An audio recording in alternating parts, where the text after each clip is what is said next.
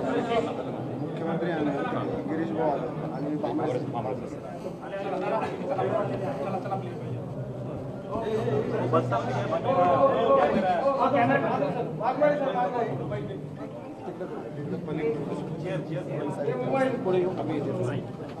इकडे या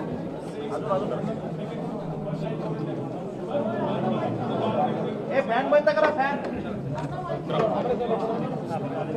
पुढे येऊ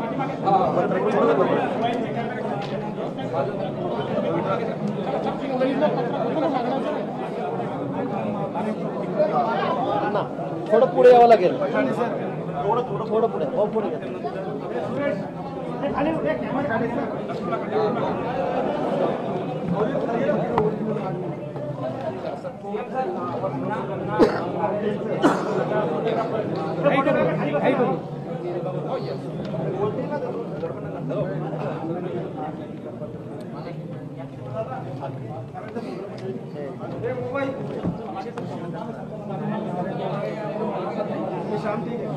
माननीय अण्णाजींनी गेले 7 दिवस काही मागण्यांच्या संदर्भात आमरण उपोषण केलं आणि या मागण्यांवर चर्चा करण्याकरता राधामोहन सिंगजी जे देशाचे कृषी मंत्री आहेत, मी स्वतः गिरीश भाऊ भामरे साहेब असे आम्ही प्रदीर्घ अशी चर्चा त्यांच्याशी केली। त्यांच्या ज्या मागण्या आहेत त्या मागण्यांची एक आम सहमती ही सरकारची निश्चितपणे होती, पण त्याच्यातल्या काही मुद्द्यांच्या संदर्भात अण्णांचा जो आग्रह होता तो आग्रह या ठिकाणी आम्ही मान्य केलेला आहे आणि विशेषतः माननीय पंतप्रधान कार्यालयाचे मंत्री यांनी देखील स्वतः पत्र देऊन त्या मुद्द्यांचा खुलासा आणि अनेक मुद्द्यांची झालेली कारवाई किंवा होत असलेली कारवाई ही देखील आज अण्णांना दिलेली आहे। आणि अण्णांच्या मागण्यांपैकी जी महत्त्वाची मागणी लोकपालच्या संदर्भात आहे, या संदर्भात माननीय सर्वोच्च न्यायालयाने देखील सरकारने त्या ठिकाणी आपलं म्हणणं दिलेलं आहे, त्यानुसार ती प्रक्रिया करायची आहे।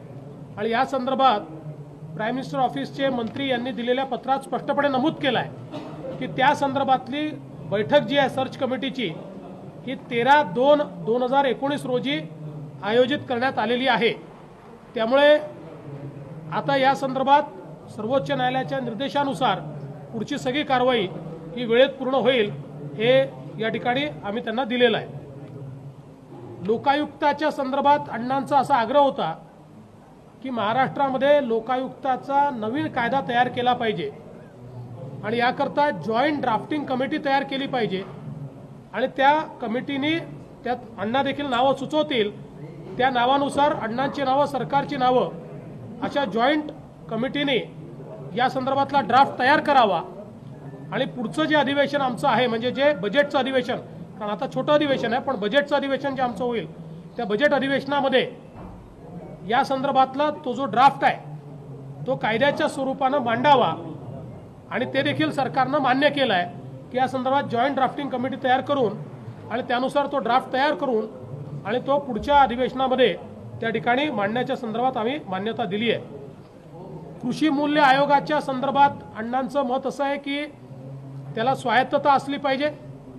मागच्या काळात अण्णांनी त्याच्या स्टॅट्युटरी असण्याच्या संदर्भात मागणी केली होती, त्यानंतर सरकारने निर्णय घेऊन आणि त्याच्यावर स्टॅट्युटरी अध्यक्ष नेमलेला आहे, त्याचे मेंबर नेमले आहेत, त्याच्या संदर्भात कायद्यात बदल करून त्या संदर्भातले जे नियम आहेत म्हणजे त्यांना नेमण्याचे नियम आधी काहीच नव्हते, ते नियम नेमलेले आहेत आणि त्यातनं ती नेमणूक केलेली आहे। आणि आता त्याच्या पलीकडे अण्णांचं मत असं आहे की त्याला एक स्वायत्तता देखील दिली पाहिजे। आणि त्यासोबत आपल्याला माहिती आहे की केंद्र सरकारने जो हमी भावावर 50% भाव जाहीर केलेला आहे तर त्याच्यामध्ये 2 पद्धती आहेत, त्यातली दुसरी जी पद्धत आहे C2+50 ही पद्धत देखील कशी अवलंबता येईल हे सरकारनं केलं पाहिजे, हा देखील अण्णांचा आग्रह होता। आणि त्यासोबत कृषीच्या संदर्भातल्या अजून काही मागण्या अण्णांनी केल्या होत्या ज्याच्यामध्ये नाशिवंत पदार्थ जे आहेत भाजीपाला किंवा याच्यामध्ये नीट भाव कसा मिळेल या संदर्भात निर्णय घेतले पाहिजेत त्यासोबत वेगवेगळ्या शेतकऱ्यांच्या ज्या समस्या आहेत त्या संदर्भात देखील अण्णांनी त्या ठिकाणी मागणी केली होती। यावर असा निर्णय झाला की जे आपले केंद्रीय मंत्री कृषी मंत्री आहेत त्यांच्या अध्यक्षतेखाली एक समिती तयार केली जाईल। अण्णांच्या वतीनं माननीय सोमपाल शास्त्रीजी हे त्या समितीमध्ये असतील आणि अजून काही सदस्य त्यात असतील आणि या समितीने थोडा आचारसंहितेचा कालावधी असल्यामुळे साधारणपणे 10 महिन्यामध्ये हा संपूर्ण म्हणजे या वर्ष ऑक्टोबरपर्यंत या संदर्भातले सगळे शिफारसी करायचे आहेत आणि या शिफारसी सरकार त्या शिफारसींवर कारवाई करेल आणि याच्यामध्ये हे सगळे मुद्दे या समितीच्या कार्यकक्षेमध्ये देण्यात आलेले आहेत आणि ही समिती स्वतः कृषी मंत्र्यांच्या अध्यक्षतेखाली त्या ठिकाणी करण्यात आलेली आहे। यासोबत अण्णांची एक अजून मागणी होती की केंद्र सरकारने आताच जो प्रधानमंत्री किसान सन्मान निधी योजना म्हणजे 6,000 रुपये थेट शेतकऱ्यांना देण्याचा निर्णय केला त्याच्यामध्ये वाढ केली पाहिजे। त्या संदर्भात अण्णांना आम्ही या ठिकाणी सांगितलेलं आहे। स्वतः केंद्राच्या जे आपले वित्तमंत्री आहेत त्यांनी घोषित केलं की अतिरिक्त संसाधनं तयार झाल्यानंतर आमचा याच्यामध्ये वाढ करण्याचा मानस आहे आणि त्यासोबत राज्यांनीही याच्यामध्ये काही ना काही कॉन्ट्रीब्यूट करावं अशा प्रकारे केंद्रीय कृषी मंत्र्यांनी सांगितलं आहे की ते देखील राज्यांना देखील विनंती करण्यात येईल की राज्यांनी याच्यावर भर घालण्याच्या संदर्भात काही राज्यांनी निर्णय केला आहे तर त्या संदर्भात राज्यांना देखील तशा प्रकारे विनंती करण्यात येईल, सूचना देण्यात येईल हे देखील या ठिकाणी सांगितलेलं आहे। इतर ज्या काही बाबी अण्णांच्या होत्या त्याही बाबी या समितीच्या अखत्यारीत दिलेल्या आहेत आणि टाइम बाउंड पद्धतीनं त्याचं काम होणार आहे आणि स्वतः सोमपालजी जे मूळ कृषी आयोगाचे अध्यक्ष राहिलेले आहेत, मंत्री राहिलेले आहेत, अण्णांनी त्यांना सगळी जबाबदारी दिली आहे तेव्हा अण्णांच्या वतीनं हे सगळे मुद्दे ते त्या ठिकाणी मांडणार आहे आणि नीती आयोगाचा देखील एक सदस्य या समितीमध्ये घेण्याच्या संदर्भातला निर्णय झालेला आहे आणि या सगळ्या बाबींना मी स्वतः आणि जे केंद्रीय कृषी मंत्री आहेत या केंद्रीय कृषी मंत्र्यांनी या संदर्भातलं पत्र आम्ही अण्णांना त्या ठिकाणी देतो आहोत। कृषी मंत्र्यांना संसद चालू आहे, आज त्यांचे विषय होते, उद्या होते, म्हणून याची सहमती झाल्यानंतर ते पुढे गेलेले आहेत आणि आता आम्ही हे पत्र अण्णांना या ठिकाणी सुपूर्द केलेलं आहे आणि आता आम्ही या निमित्ताने अण्णांना विनंती देखील केलेली आहे की अण्णांनी आपलं उपोषण या ठिकाणी सोडावं आणि या सगळ्या ज्या मागण्या आहेत याच्यावर उचित कारवाई राज्य सरकारच्या वतीनं होईल। मी याच निमित्ताने रायगड सिद्धीच्या सर्व नागरिकांचे देखील आभार मानतो की ज्यांनी अत्यंत संयमानं या ठिकाणी अण्णांच्या उपोषणाला पूर्ण पाठिंबा त्या ठिकाणी दिला, विशेषतः इथल्या महिला असतील की ज्यांनी मोठा पाठिंबा या ठिकाणी दिला, त्या सगळ्यांचे अण्णांसोबत जी सगळी टीम आहे त्या टीमचे देखील मी आभार मानतो। बराच वेळ आम्हाला चर्चा करावी लागली पण चर्चेतनं सकारात्मक मंथन हे निघालंय आणि मला विश्वास आहे कारण अण्णा खरं म्हणजे हे मी मागेही सांगितलं आहे की या राज्याची देशाची संपत्ती आहे त्यामुळे अण्णांची तब्येत ही अत्यंत महत्त्वाची आहे आणि म्हणून अण्णांना आम्ही विनंती केली की अण्णा आता आपण या संदर्भातलं उपोषण मागे घ्यावं आणि सरकारने देखील केंद्र सरकार राज्य सरकारने त्याची दखल घेऊन या संदर्भातले निर्णय घेतले।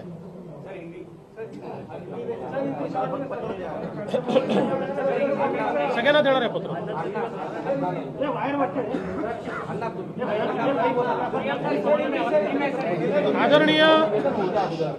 आदरणीय अन्ना जी का जो अनशन यहाँ चल रहा था उनकी जो प्रमुख मांगे थी उन मांगों के ऊपर भारत के कृषि मंत्री, मैं, हमारे संरक्षण राज्य मंत्री भारत सरकार और हमारे जल संपदा मंत्री हमने बहुत प्रदीर्घ चर्चा अन्ना जी के साथ की और उस पर जो प्रमुख मुद्दे थे उन पर आम सहमति बनाकर हमने उस पर निर्णय लिया है जिसमें विशेष रूप से लोकपाल के संदर्भ में प्रधानमंत्री जी के कार्यालय से हमने अन्ना जी को जो चिट्ठी दी है उसमें स्पष्ट रूप से कहा है कि इसकी जो सर्च कमेटी है 13/2/2019 को उसकी मीटिंग ली जाएगी और सर्वोच्च न्यायालय ने जो निर्देश दिए उसका पालन करके उसकी कार्रवाई पूरी की जाएगी। अन्ना जी का दूसरा मानना यह था कि महाराष्ट्र में जो लोकायुक्त का कानून है ये पुराना कानून है और नया कानून बनाया जाना चाहिए, उसके संदर्भ में भी निर्णय किया। एक जॉइंट ड्राफ्टिंग कमेटी तैयार हुई है, ये जॉइंट ड्राफ्टिंग कमेटी इसको तैयार करेगी और हमारा जो अगला सत्र आएगा उस सत्र में हम इसको इंट्रोड्यूस करके इसको मान्यता देंगे, ये भी हमने मान्य किया है। साथ साथ अन्ना जी ने किसानों के बारे में कई मांगे रखी हुई थी, जिसमें प्रमुख रूप से जो कृषि मूल्य आयोग है उसको स्वायत्तता का दर्जा दिया जाए। जो स्वामीनाथन आयोग ने कहा है, सरकार ने स्वामीनाथन आयोग की सिफारिश के अनुसार लागत मूल्य पर 50% मुनाफा देकर भाव घोषित किए हैं, लेकिन उसमें C2 पद्धति से भाव दिए जाए, ऐसी भी अन्ना की मांग थी। वो मांग हो चाहे बाकी भी कृषि से संबंधित जितनी मांगे आदरणीय अन्ना जी ने दी थी, उसके ऊपर एक समिति तैयार हुई है, जिसमें भारत के कृषि मंत्री स्वयं उस समिति की अध्यक्षता करेंगे। उसके साथ साथ आदरणीय सोमनाथ शास्त्री जी जो मंत्री भी रहे हैं और मूल जो आयोग था उसके अध्यक्ष भी रहे हैं, अन्ना जी की तरफ से अन्य आदरणीय सोमपाल जी इस कमेटी में रहेंगे और नीति आयोग के भी सदस्य, 1-2 सदस्य उसमें रहेंगे। और इन सदस्यों के माध्यम से ये सारे चीजों के ऊपर टाइम बाउंड एक निर्णय लिया जाएगा, ये सारी सिफारिशें की जाएगी और उन सिफारिशों पर केंद्र सरकार कार्रवाई करेगी। उसके साथ साथ अन्ना जी ने यह भी निवेदन किया था कि ये जो प्रधानमंत्री किसान सम्मान निधि योजना तैयार की है, कि जिसमें किसानों को 6,000 रुपया सीधे केंद्र सरकार दे रही है, अन्ना जी का मानना था कि उसमें भी बढ़ोतरी की जाए। उसमें हमने पत्र के माध्यम से अन्ना जी को ये निदर्शन में लाकर दिया है कि स्वयं वित्त मंत्री ने कहा है कि अतिरिक्त संसाधन जुटने के बाद केंद्र सरकार इसमें बढ़ोतरी करने का मानस रखती है। और साथ साथ राज्यों को भी ये निवेदन किया जाएगा कि राज्यों ने भी अपनी ओर से अगर उसमें कंट्रीब्यूट किया तो हमारे किसानों को ज्यादा निधि इसके माध्यम से मिल पाएगा। तो इन सारी मांगों को लेकर एक सकारात्मक इस प्रकार की चर्चा होने के बाद उसका लेटर हम लोग आदरणीय अन्ना जी को दे रहे हैं। आदरणीय अन्ना जी से हमने ये निवेदन किया है कि अब इस अनशन को वो पीछे ले। अन्ना जी हम सभी की एक धरोहर है और इसलिए यहाँ के सारे गांव के लोग भी अभी इकट्ठा है, उन्होंने भी इसमें साथ दिया है, महिलाएं बहुत बड़े पैमाने पर है, उन सभी का मैं आभार व्यक्त करता हूँ। अन्ना जी की टीम का भी आभार व्यक्त करता हूँ। बहुत समय तक ये सारी चर्चा चली, हमारे पोपटराव जी पवार जो आदर्श गांव के प्रमुख है वो भी इस चर्चा में थे, उन्होंने भी इसमें एक सकारात्मक हमको मदद की है, उनका भी मैं आभार व्यक्त करता हूं। और मुझे विश्वास है कि अन्ना जी ने जो चीजें यहाँ सामने रखी हुई है वो सारी सकारात्मकता के साथ सरकार उसके ऊपर निर्णय करेगी और इसलिए मैं अन्ना जी का भी बहुत बहुत आभार व्यक्त करना चाहता हूँ।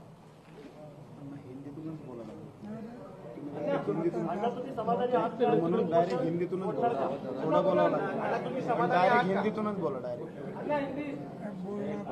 इकडे बोल. जास्त बोलू इच्छित नाहीत, 2 मिनिटं अण्णा तुम्हीच निवेदन करा, आम्ही विचारणार नाही. हिंदी डायरेक्ट नाही ना, असं नका करू. मराठी ठीक आहे. मुख्यमंत्री जी, संरक्षण राज्य मंत्री जी, महाजन साहब, हमारे सोमपाल जी, मेरा वीकनेस ज़्यादा है। मैं सिर्फ इतना कहना चाहता हूँ, मुख्यमंत्री जी ने अभी आपको जो बताया है इससे मैं संतुष्ट होने के कारण मैं ये अनशन छोड़ने जा रहा हूँ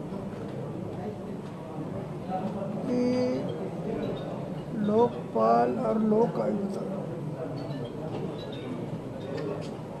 आज देश में सशक्त लोकपाल 1918 लोकपाल जो कानून बना 17-18 दिसंबर 2013 में 13 में कानून बना, 5 साल हो गए हैं। इसके कारण हमारी मांग थी कि 5 साल में इसका अमल नहीं हो रहा। वो सरकार ने अभी निर्णय ले लिया।